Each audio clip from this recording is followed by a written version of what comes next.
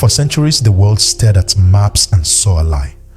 A continent labeled dark, vast stretches marked unknown lines drawn with arrogance, names written in foreign tongues. According to these maps, Africa was empty, a land without civilization, without memory, without meaning. But this wasn't ignorance, it was strategy. Because if Africa appeared blank, then anything done to it could be justified. The borders carved, the kingdoms destroyed, the names erased. None of it mattered if nothing was there to begin with. But what if that entire foundation is false? What if before the colonial powers arrived with ink and guns, Africa was already mapped, not just in politics, but in spirit? What if its kingdoms had borders older than Europe itself? What if its rivers, mountains, and cities were not random, but sacred? What if the real map of Africa reveals a world of powerful empires, divine geographies, and cosmological precision? A world hidden not because it didn't exist, but because it terrified those who saw it? In this journey, we'll uncover the real African map before colonialism, the spiritual blueprints, the sacred sites, the trading empires and city-states. We'll expose the erasure and begin the reclamation. Because Africa was never blank. It was brilliant. Before the colonial borders, before the treaties and conquests, Africa had its own logic, its own internal geometry of power, culture, and spirit. The myth that Africa was a land of scattered tribes, aimlessly roaming, disconnected and unmapped, is one of the most persistent lies in modern history. It wasn't just inaccurate, it was intentional. Because to justify the carving up of a continent, you first have to pretend there was nothing coherent to begin with. But the truth, Africa was one of the most interconnected, strategically organized landmasses on the planet. Its people moved through vast networks of trade and culture that spanned deserts, forests, savannas, and coasts. Caravans crossed the Sahara, linking cities like Timbuktu and Gao with North Africa and the Middle East. Merchants on the Swahili coast traded with Arabia, India, and China centuries before Columbus even set sail. Along the Niger River, great urban hubs rose and fell, moving not in isolation but in dialogue with each other. These were not random settlements. They were deliberate, planned, sacred. The continent's political structures were just as diverse as its landscapes. There were empires, vast, centralized powerhouses like Mali, Songhai, and Congo. There were city-states like those of the Swahili coast that operated through trade guilds and merchant alliances. There were federations like the Igbo, whose decentralized model shared power across councils and lineages rather than concentrating it in a single ruler. And there were theocratic states where governance flowed directly from spiritual authority, places where kings were priests, and land was not just owned, but consecrated. Navigation was not random. It followed logic, economic, spiritual, ecological. Trans-Saharan trade routes were mapped through memory, stars, and landmarks. Merchants used rhythm and ritual to pass down directions. Some used talking maps, oral narratives so precise they described terrain, villages, dangers, and distances with poetic clarity. Others followed the rivers, whose bends and currents told stories older than any chart. In forested regions, trails were marked with coded signs, bundles of twigs, carved stones, or planted trees to signal direction, danger, or sacred presence. Mapping in Africa was not always ink on parchment. It was the alignment of temples with stars. It was the planting of sacred trees at crossroads. It was shrines placed to mirror constellations, groves guarded as gateways to ancestral realms. Cartography in Africa blended astronomy, geography, and theology into a living system. One passed through initiation, story, and ritual. A map wasn't just a tool, it was a worldview. Colonial explorers saw none of this, or rather they chose not to. What they didn't recognize, they called primitive. What they couldn't read, they declared non-existent. And so, in European maps of Africa from the 1400s to the 1800s, huge regions were left blank, labeled with phrases like terra incognita, unknown land. This erasure wasn't born of ignorance. It was an act of dominance. To map is to control. And to ignore a map that already exists is to overwrite it with your own authority. But Africa's map was never blank. It was rich with meaning, movement, and sacred intelligence. Its people weren't lost. They were rooted in memory, in a rhythm, in spirit. The borders may have been invisible to foreign eyes, but they were deeply felt and fiercely defended by those who lived within them. Before the lines, there was order. Before the conquest, there was complexity. Before colonization, there was a continent that knew exactly where it stood, not just on the earth, but in the cosmos. And it's time we start seeing that map again. Not through the eyes of empire, but through the wisdom of the land itself. To understand the real map of Africa before colonialism, we must return to the great empires and kingdoms that defined the continent, not only by military might or wealth, but by cosmology, culture, and civilization. These were not minor footnotes in history. These were superpowers in their own right. Builders of cities, makers of maps, guardians of sacred knowledge. And their legacies stretch farther and deeper than most are ever taught. Let's begin in the West with the Mali Empire. At its peak in the 14th century, Mali was one of the largest and wealthiest empires in the world. It stretched across modern-day Mali, Senegal, Gambia, Guinea, and Nigeria. Its most famous ruler, Mansa Musa, is still considered the richest person in recorded history. But Mali's greatness wasn't measured only in gold. It was a center of learning, diplomacy, and spiritual scholarship. In Timbuktu, thousands of manuscripts were written and preserved, covering mathematics, astronomy, medicine, philosophy, and Islamic theology. The Sankore University stood as a beacon of intellectual power long before European universities reached similar prominence. Yet the map drawn around Mali was more than territory. It was a web of relationships, alliances, spiritual centers, and trade routes. Cities weren't just placed for strategy. They were lined with natural forces, river flows, and spiritual energies. Pilgrimage routes doubled as trade corridors, and mosques served not just as places of prayer, but as depositories of cosmic knowledge. Mali's structure was spiritual, political, and economic, a triple helix of power few understood from the outside. From the savannas of Mali, let's journey southward into the rainforests of what is now southern Nigeria, to the Edo Kingdom known as Benin.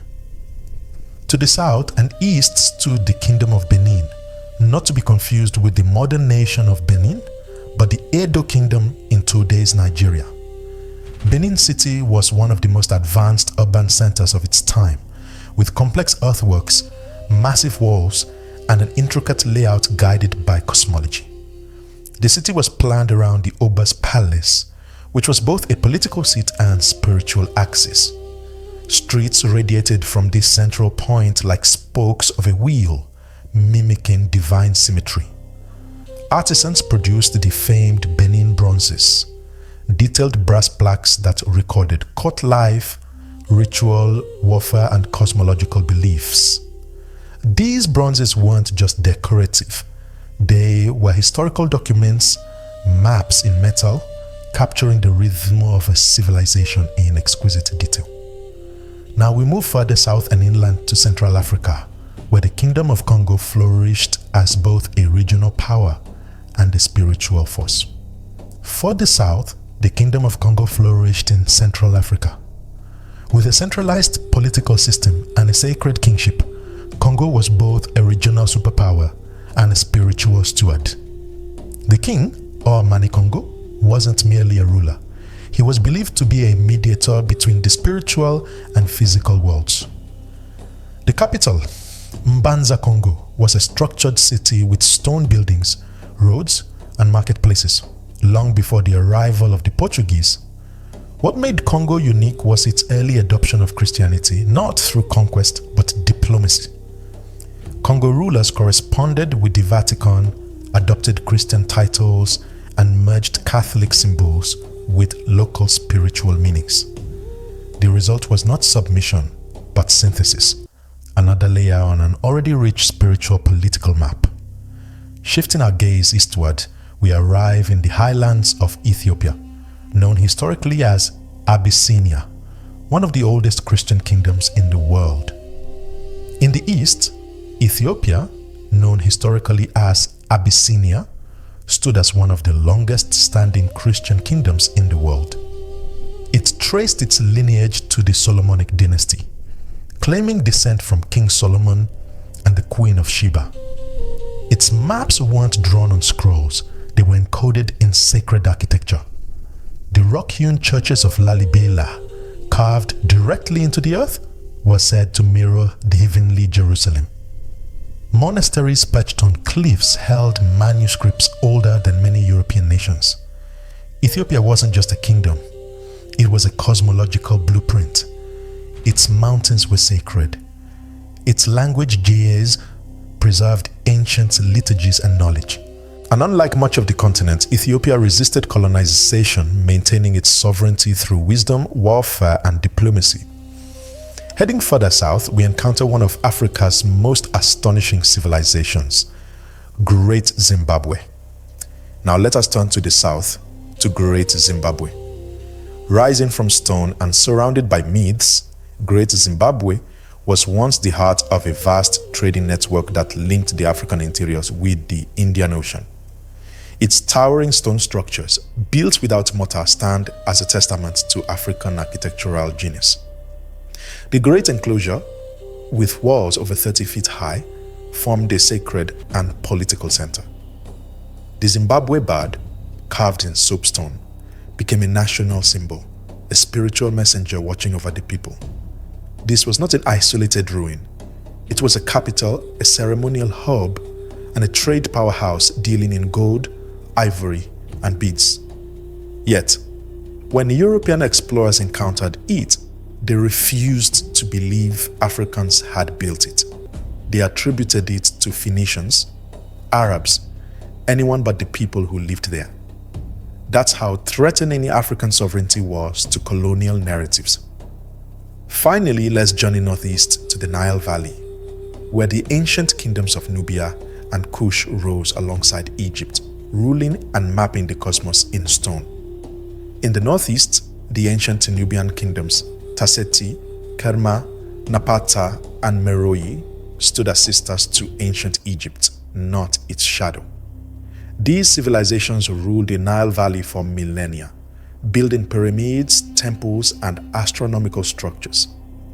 The kingdom of Kush, centered in Meroe, even conquered Egypt and established the 25th dynasty. Their pyramids still stand in Sudan, smaller but more numerous than those in Egypt. Jebel Bakal, a sacred mountain in Nubia, was believed to be the dwelling of the god Amun. It wasn't just a landmark, it was a spiritual power center. Temples and cities were constructed in alignment with the mountain and the stars, revealing a cartography of both earth and sky.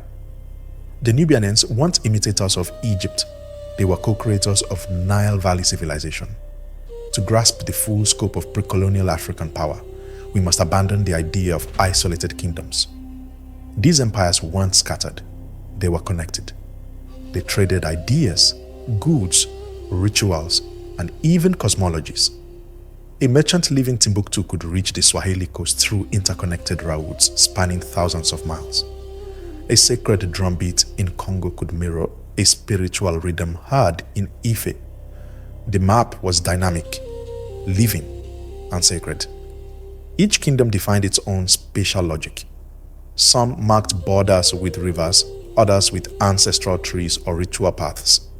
Some used standing stones, mounds, or sacred groves as markers of divine territory. Territory was not just about land, it was about spirit, memory, and continuity. These were not accidental formations.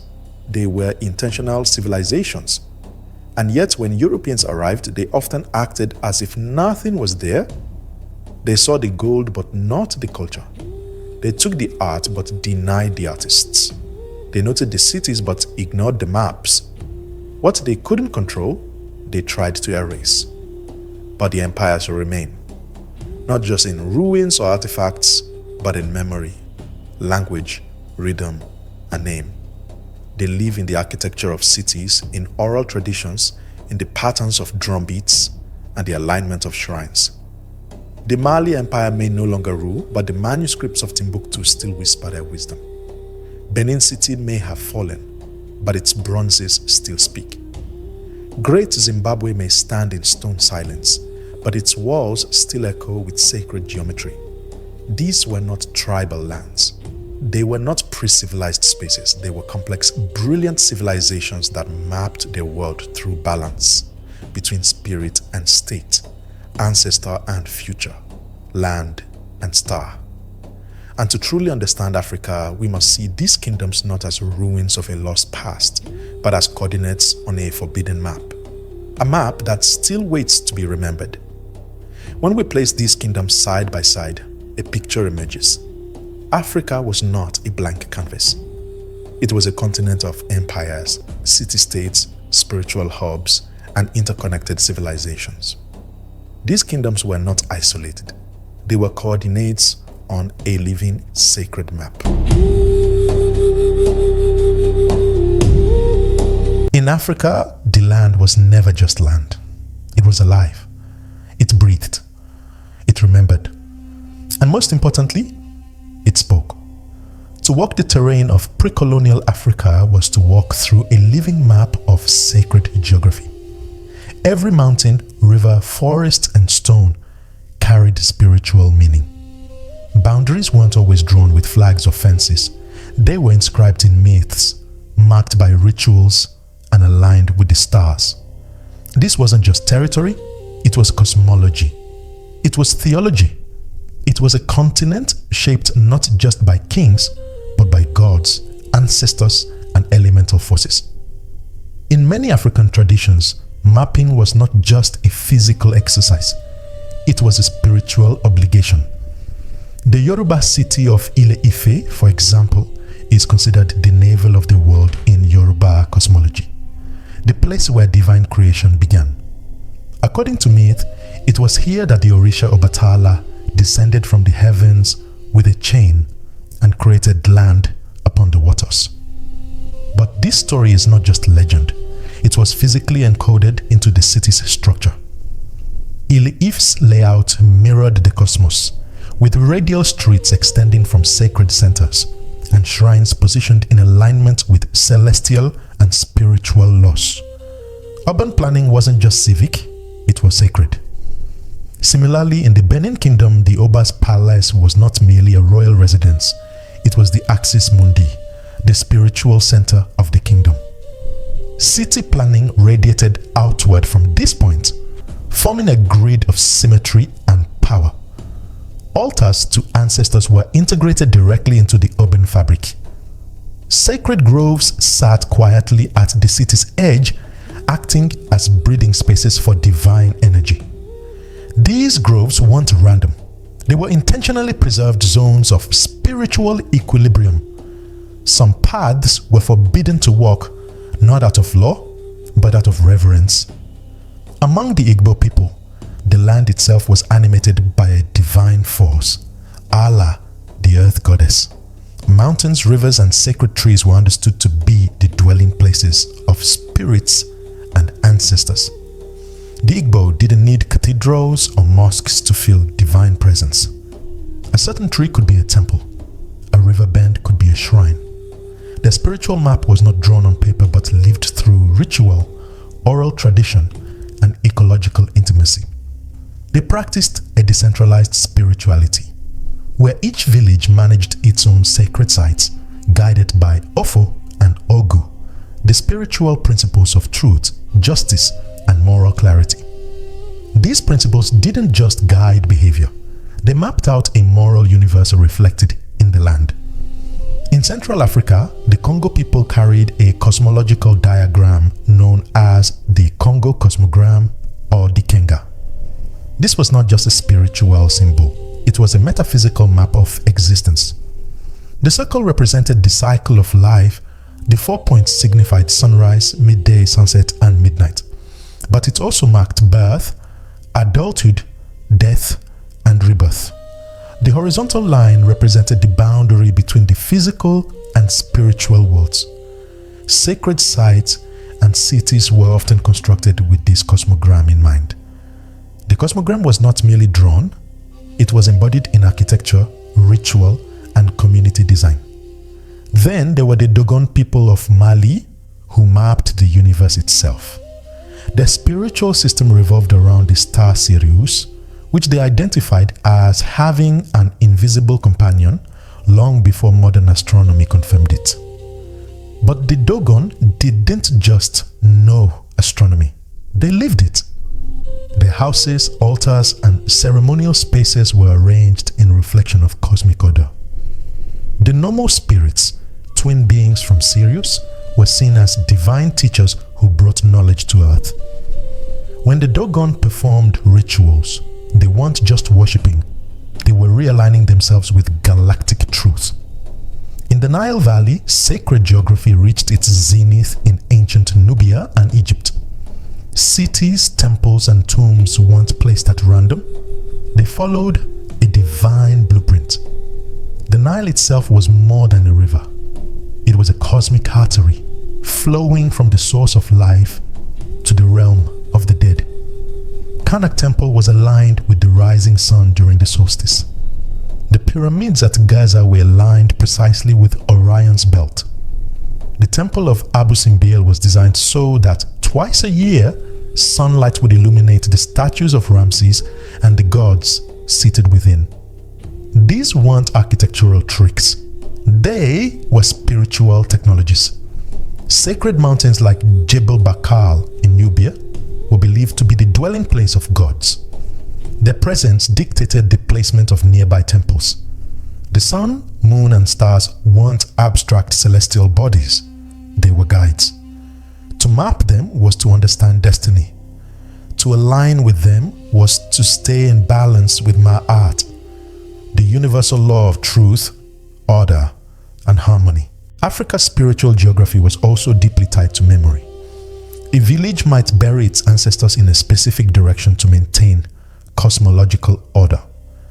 A shrine might be built at the confluence of two rivers, not for convenience but because it was a spiritual crossroads. In many communities, specific pathways could not be crossed at certain times without ritual purification. These weren't superstitions, they were spatial ethics. They reinforced the idea that the land is sacred and must be approached with respect. And while much of this spiritual cartography was unwritten, it was no less precise. Elders held vast mental maps where to find medicinal plants, sacred stones, forbidden forests. Drummers could signal across miles using rhythm as language, connecting spiritual hubs like arteries in a body. Storytellers remembered the placement of kingdoms, shrines, and sacred rivers as vividly as they remembered family lineages. In Africa, to remember was to map. To map was to honor. What emerges from all of this is a truth rarely told. Africa mapped its world in ways the West could neither understand nor appreciate. It mapped through the stars, through dance, through ritual, through landscape, through balance. Its maps weren't made to dominate, they were made to harmonize. And so when colonial forces arrived with their cartographers and compasses, they dismissed what they saw. A grove was just a clump of trees. A shrine was just a pile of stones. A sacred mountain was just an obstacle to exploit. They couldn't see the invisible lines that connected everything. They couldn't read the map written in spirit. But that doesn't mean it disappeared. Today, many of these spiritual maps are being rediscovered. Not through archaeology alone, but through a ceremony, through language, through cultural revival. They still live in the rhythm of drumming, in the direction a house faces, in the reason a tree is never cut, and in the dreams of those who are starting to remember. From Ile Ife to Benin, from Congo to Karnak, from Lalibela to Meroye, Africa's landscapes were shaped not just by rulers, but by the gods. The real map of Africa was always sacred. The question is, are we finally ready to see it? It took just a few pens, a table, and a room full of European men to redraw the future of an entire continent. In 1884, at the Berlin Conference, Africa was carved apart by foreign powers with surgical indifference. There were no African leaders in the room, no elders, no kings, no spiritual guardians of the land. Just imperial delegates with maps, rulers, and ambitions. In their eyes, Africa was not a living continent with history, culture, and spirit. It was a prize, ready to be divided, renamed, and exploited. What happened in Berlin was not simply a political act, it was a spiritual rupture. Borders were drawn with no regard for existing kingdoms, trade routes, or sacred geographies. Ancient cities were split apart. Ethnic groups were divided or lumped together arbitrarily. Languages, cultures, and spiritual systems were torn from their roots. The Congo Kingdom, for example, was fractured into pieces, rebranded by colonial powers as the Congo Free State, a name that masked one of the most brutal regimes in human history.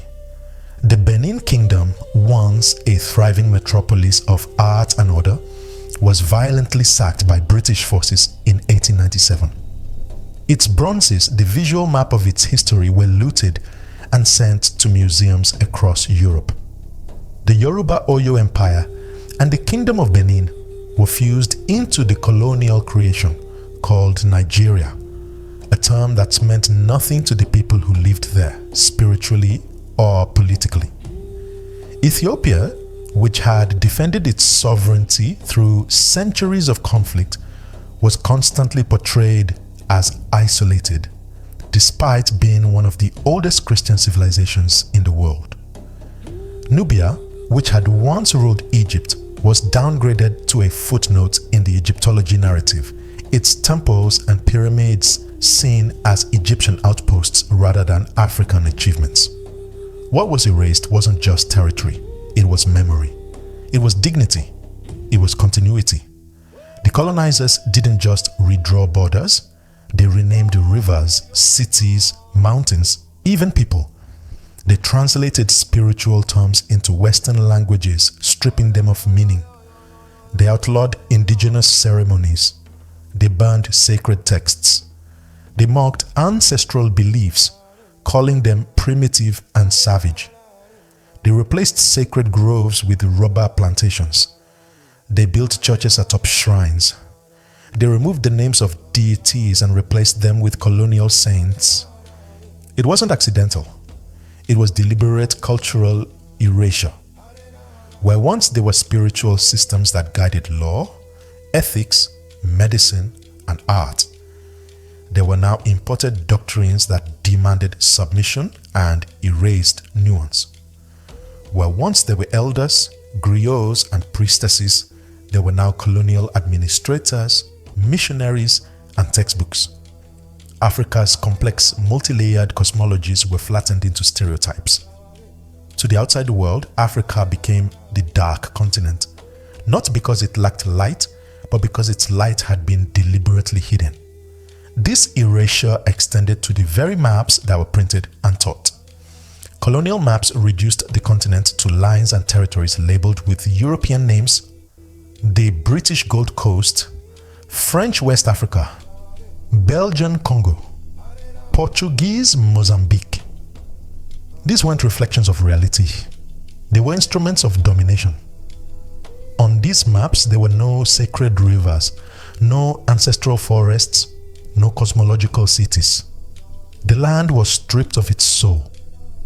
Even when African artifacts were collected, they were rarely treated as historical documents. The Benin bronzes, with their detailed engravings of battles, rituals, and royal ceremonies, were dismissed as decorative art. The Dogon star charts were seen as coincidence. The pyramids of Meroe were attributed to anyone but the people who built them. This wasn't just ignorance. It was a campaign to rewrite the past so that colonial conquest could look like salvation. What's worse, many of these colonial borders remain today. Nations still struggle on the boundaries that make little cultural or historical sense. Conflicts flare not because of ancient rivalries, but because of colonial design. Languages are lost, spiritual sites are desecrated, and traditional systems of governance are pushed aside for foreign models that don't reflect local realities.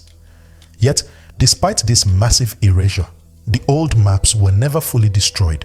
They survived in memory, in ritual, in resistance.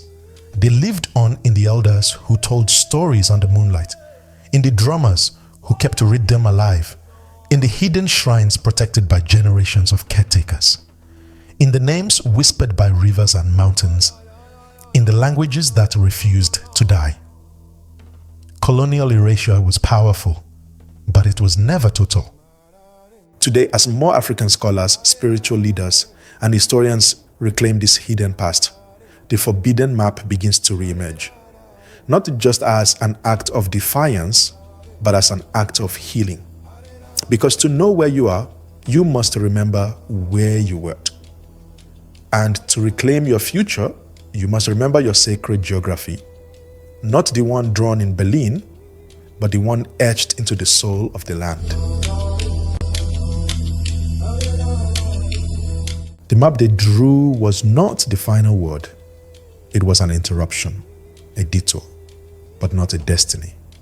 Across the continent and the diaspora, the real map of Africa, the spiritual, political, ancestral map, is being reclaimed. Not by empires, but by memory. Not with weapons, but with wisdom. The reclamation isn't happening in the halls of old colonial powers.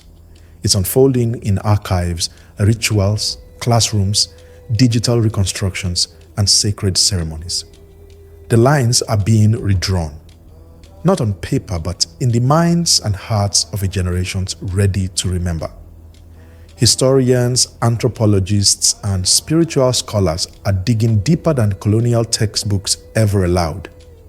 They're uncovering manuscripts in Timbuktu, reconstructing the city plans of Benin, decoding the cosmograms of Congo, and tracing trade routes that once stretched from the Sahel to the Swahili coast. These aren't just academic exercises. They are acts of resistance, acts of healing. Every rediscovered manuscript, every revived ritual, every remapped kingdom is a challenge to the lie of the blank map. Technology has become an ally in this reclamation. Digital tools are being used to create new maps that reflect the true complexity of pre-colonial Africa. Interactive timelines, 3D reconstructions of ancient cities, and global archives are being created, not just to inform, but to reorient. Diaspora communities are tracing their roots through DNA, oral histories, and spiritual traditions, reconnecting with geographies that were taken from them. The journey back is no longer only physical, it's metaphysical. Languages once silenced are being spoken again. Names once forbidden are being reclaimed. Shrines that were abandoned are being rebuilt. Songs that carried maps in their melodies are being sung again. This is how the map returns. Not in ink, but in rhythm. Not in textbooks, but in the voice of an elder. Not in borders, but in the bonds between people, land, and spirit. And this movement is not just African, it's global. Across the diaspora, Black communities are reconnecting with ancestral homelands, spiritual practices, and historical truths that were long denied. In Brazil, in Haiti, in the United States, in the Caribbean, people are reviving the names of Orisha, honoring ancestral altars, and remembering where the drumbeat began. They are piecing together the map that was scattered, buried, and banned. Because the truth is, the map was never lost. It was hidden, under trauma, under forced forgetting, under conquest. But land remembers, blood remembers, spirit remembers. And now, so do we. To reclaim the map is to reclaim power. Not just political power, but narrative power, spiritual power, identity power. When we see Africa not as a victim, not as a blank space, but as a continent of kingdoms, philosophies, and sacred pathways, everything shifts. Our relationship to the past changes. Our vision for the future expands. Reclaiming the map isn't about nostalgia. It's about clarity. It's about knowing that the borders we live in today were never meant to define us. That beneath every colonial name lies an indigenous one. That behind every imported religion, there is a deeper, older rhythm still beating. And so we walk backwards, not to regress, but to return, to remember, to repair. Because a people without memory are a people without direction. But when memory returns, so does the map. And when the map returns, so does the movement. Africa was never blank. It was brilliant. Its maps were not missing. They were suppressed. Its kingdoms were not mythical. They were global powers. Its spiritual geography was not superstition. It was science, cosmology, and law. What colonizers tried to erase is now re-emerging, not as fragments of the past, but as blueprints for the future. The real map of Africa was never just about land. It was about memory, about power, about sacred order. So now, we remember.